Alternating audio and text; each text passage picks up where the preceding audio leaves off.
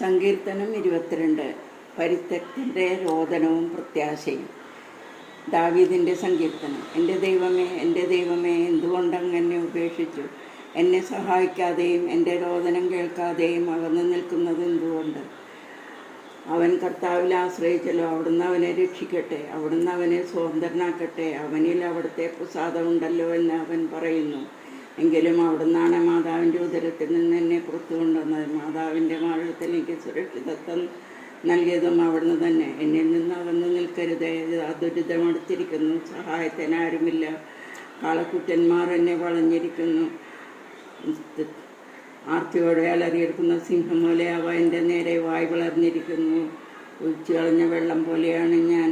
എൻ്റെ ഹൃദയം മെഴുകുപോലെയായി എൻ്റെ ഉള്ളിൽ അത് ഉരുകിക്കൊണ്ടിരിക്കുന്നു. എന്നെ എണ്ണാക്ക് ഓടിൻ്റെ കഷ്ണം പോലെ വരണ്ടിരിക്കുന്നു. എൻ്റെ നാവ് എണ്ണാക്കിൽ ഒട്ടിയിരിക്കുന്നു. അവിടുന്ന്